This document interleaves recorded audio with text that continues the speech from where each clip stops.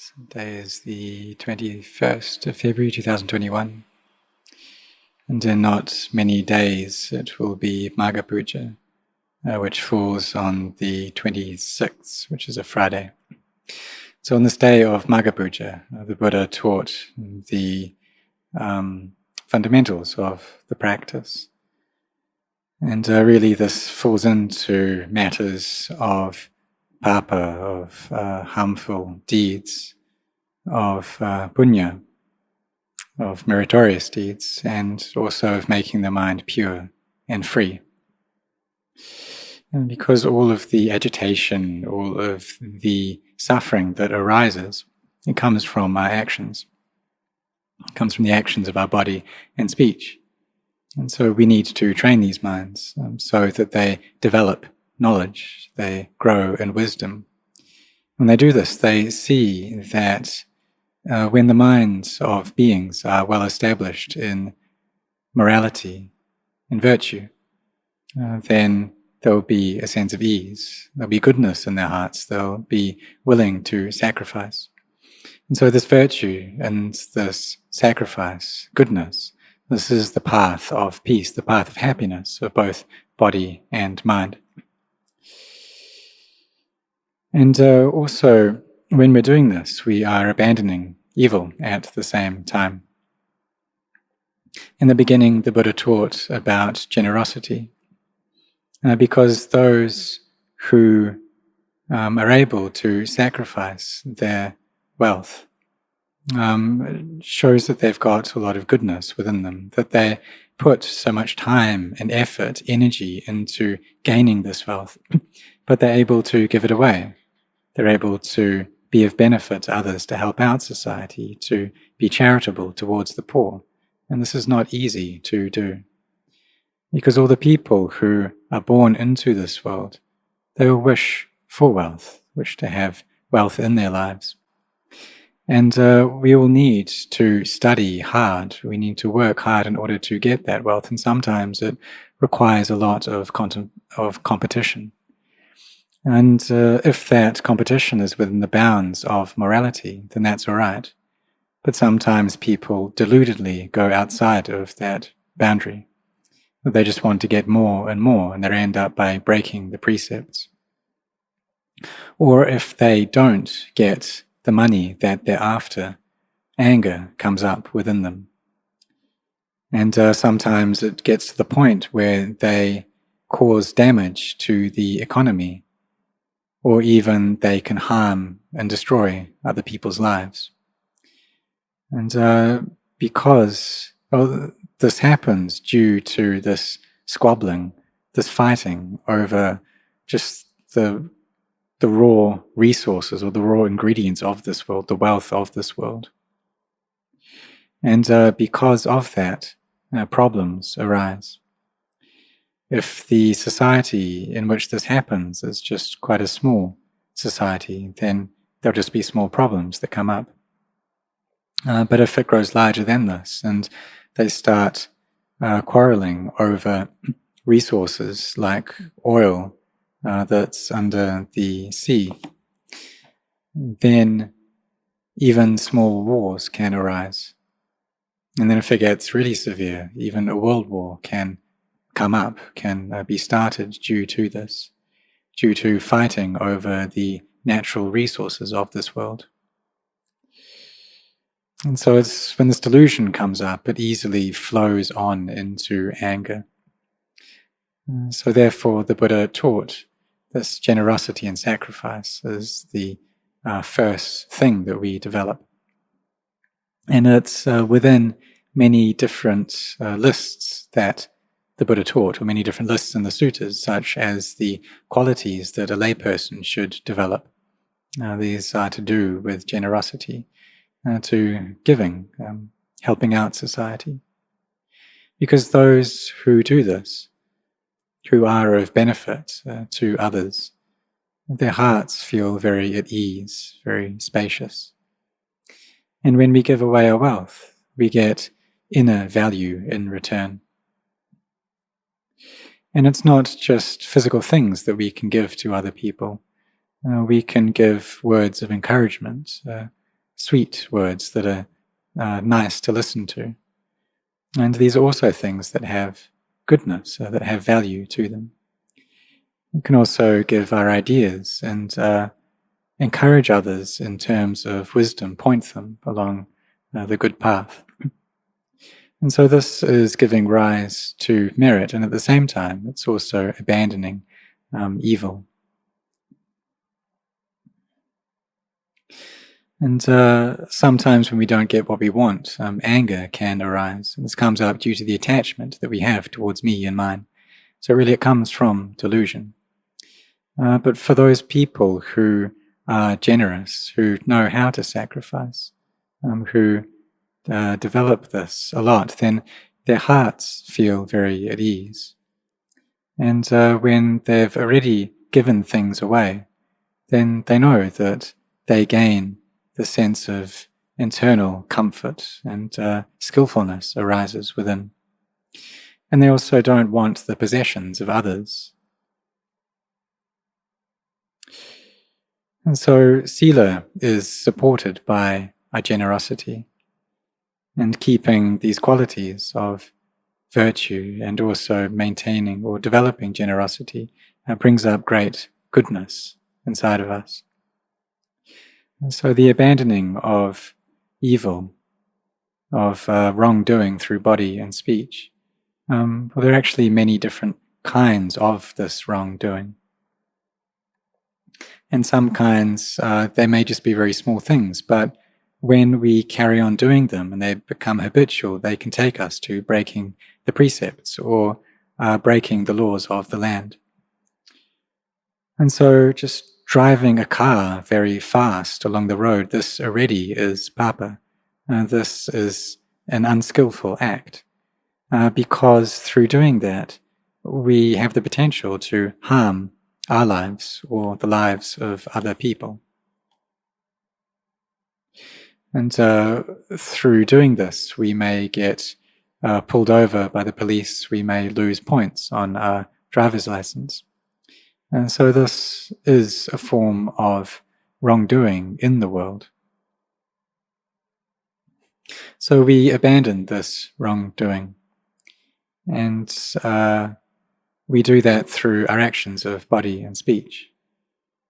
If there are any laws that have been established by societies, we try to keep those, we don't break those.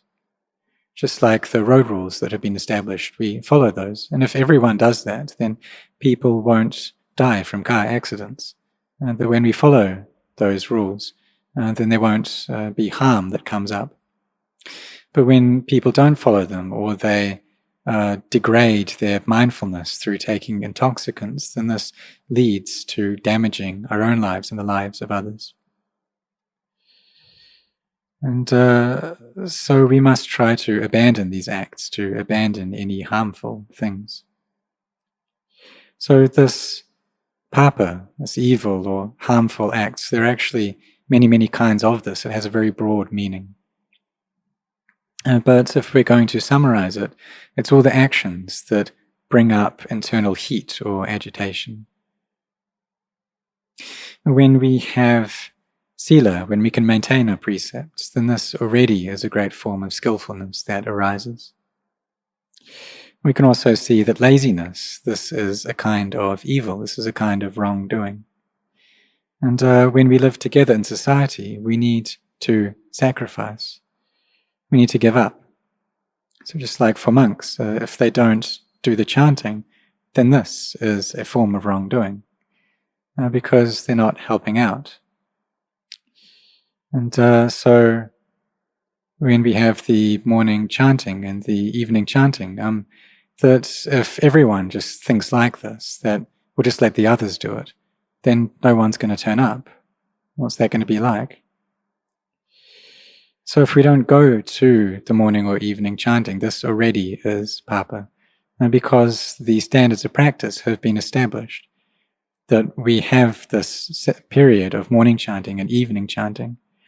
So we try to keep that. We don't take advantage of the society or the people in the society in which we live. And so we need to gather together for these things, to keep the schedule. to be practicing well, to be maintaining these principles or this schedule well. And in Wat Marp the monks would get up at 3 a.m. But here it's quite easy. Just if we get up at 4 a.m., then it's very easy to turn up in time to the morning chanting at 5 a.m. So we really need to be devoted to this practice, to train ourselves well. Need to establish ourselves in the methods of the practice, in abandoning wrongdoing, in giving rise to skillfulness and making the mind pure. And the ideals that we hold initially includes that of patient endurance, of khanti. And so we have this forbearance with sleep. And even if we want to sleep a lot or go back to sleep, then we don't do that. And we know what's just right in terms of sleep. We don't rest too much, but rather we wake ourselves up through effort. So we need to maintain these standards of going to the chanting, the morning and evening chanting, and try to keep this. And if we're not able to, then we should establish punishments for ourselves. Because if we don't go to the morning chanting, but we still take all the food that we like that people offer, that's just not right. The lay people come and put in their effort, and they make this food, they offer it to us. And so we should, therefore, tell ourselves that if we don't go to the morning chanting, then we just eat plain rice. Even if people give us something other than that, we don't take it. We need to torture our defilements in this way, and to wake our minds up, to make them afraid. Because if we just take things easy and just carry on going like that, just living in a very relaxed way, that's not correct. So we need to bring back our sincerity to establish this anew. And we see that the Buddha taught this quality and praised this quality of patient endurance. We need to endure with everything that we meet with, and carry on doing this until we're able to always be bringing up this quality of khanti. So with the morning, the evening chanting, we all gather together. If there's any work that's on, then we help each other out. We all lend a hand. We don't take advantage of one another. And if we do that, and then we just eat at ease, eat the things we like, that's just not correct. So we must train ourselves in having this quality of self-sacrifice. That we live in a society, and so we need to be of benefit to that society. And this is true for both the laity and for the monks. We all need to help out in the places that we live. We need to come together to sacrifice for the mutual benefit. And in doing this, we are both abandoning harmful deeds, and we're also giving rise to meritorious deeds at the same time. And the training of mindfulness and samadhi is a very great form of merit. Because the things which obstruct peace of mind, they're very habitual. Our minds have been attached to them for a very long time now. Things like love and hate, anger, fear. The mind that's always proliferating and scattered. The mind that's annoyed, that's full of doubts and confusion. The mind that's all stirred up and chaotic. And these things have been there with us for a very long time. And then when we come to train our minds in peace, what we're doing is getting some new friends. And that these old friends of the hindrances, we've been close to them for so long. So we need to make a new friend, which is our meditation object. So we can take up the breath, for instance. As we breathe in, recite Bud. When we breathe out, Do. to bring the mind to peace. Or we can try, when we breathe in, reciting, "This breath is not me." And when we breathe out, we recite, "I am not breathing." That this is not self. That this breath, it's just the wind element. And so as the breath comes in, we can recite, "This is not self." And so when we breathe out, we tell ourselves that the knowing of the breath is not self. Or we can say to ourselves that we don't have anything. Or we can recite the mantra of no me, no mine. Or when we breathe in, breathe out, we tell ourselves, not self, not self, that all physicality, all mentality is not self. We train our minds like this to let go in this way, and this is the method of wisdom giving rise to samadhi. And then when samadhi becomes firmly established, then the mind reaches a place of stillness. And the things that used to obstruct our minds from gaining peace are pulled out, they're extracted from the heart. So we contemplate in this way, seeing all physicality and mentality as not self, that there's no true self within it. And our minds become empty through seeing this. And this shows that we have seen the Dhamma. But really this path of practice is something quite easy. The Buddha simply taught us to abandon harmful deeds, to give rise to meritorious deeds or skillfulness, and to make the mind pure and bright. And all of the Buddha's teachings follow these principles. And so the Buddha has taught this already. So what it takes is for us to do it, to put that into action. So the monks, we have our duties of monastics, and the laity have the duties of lay people. And we must do this without neglecting them. And when we do this, we're also abandoning the selfishness that we have. We're not finding enjoyment in sleeping, in eating. We don't speak a lot. And this is the path that takes us to meet with the Dhamma.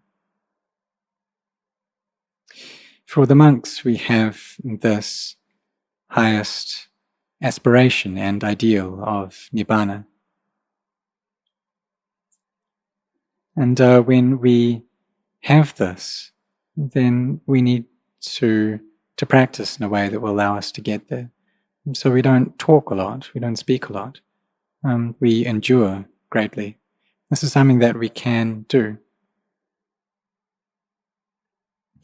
And when we do speak, then we speak in beneficial ways. We speak in ways that lead to ease, to kindness, that aren't harsh. So we must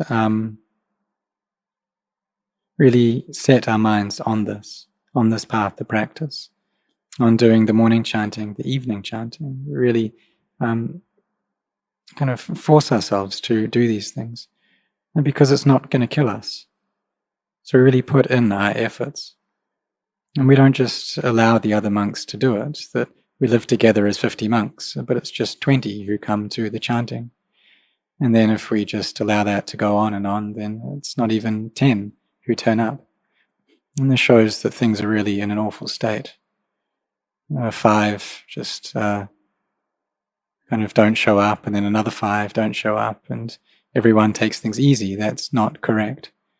So we must re-establish our efforts anew to bring back our sincerity, to bring up and really remind ourselves of the ideals that we have, to bring up inner strength.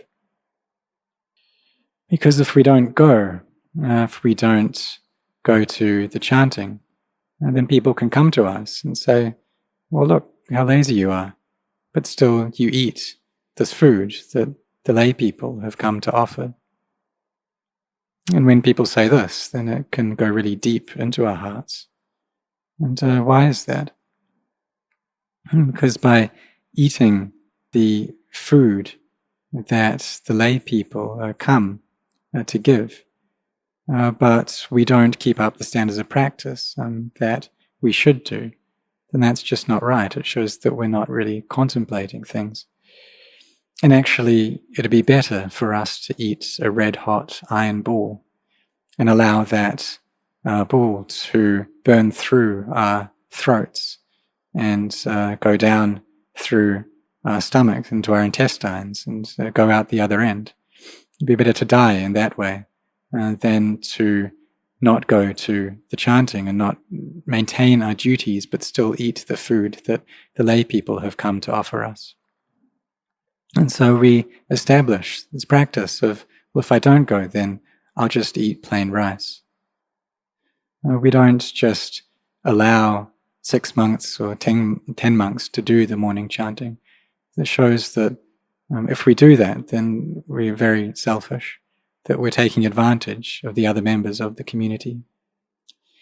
And if we just sleep at ease and sleep a lot, is that all right? Is it correct for us to do that?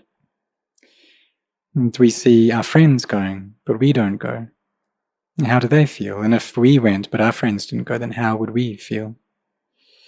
And so we really do need to contemplate this. We need to think about it. We need to contemplate, well, to not find pleasure in sleep. And if we do that, then it's just not correct. And to not be heedless in the food that we eat, to be restrained in all of our senses, to not allow the mind to go off into liking or disliking. And we do have enough time to get enough sleep. We can go to sleep at 10 p.m., wake up at 4 a.m. At 6 hours, that's enough. And all of us have alarm clocks, so we should be able to get up. And what we can tell the people living next to us is that if you notice that I'm not awake when you go to the chanting, then come and wake me up. Because if I don't go, then I'm going to eat plain rice, so you can come and help me. And if the alarm goes off but we sleep in, then just eat rice.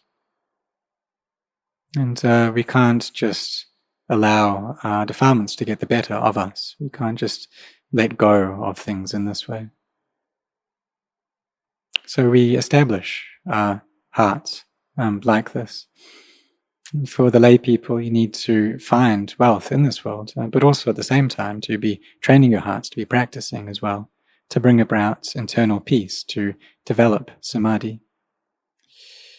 And so all of us, we have an understanding of the teachings of the Buddha, to not bring about any harm through our actions of body and speech, to not speak in ways that are harsh, that are abusive, that are frivolous, that are untrue, to not do any actions that cause harm. And when the lay people go to find wealth in the world, you do that in a way that doesn't give rise to any harm, but it's an honest and pure livelihood. And so may all of you be intent on this, both the monks and the laity.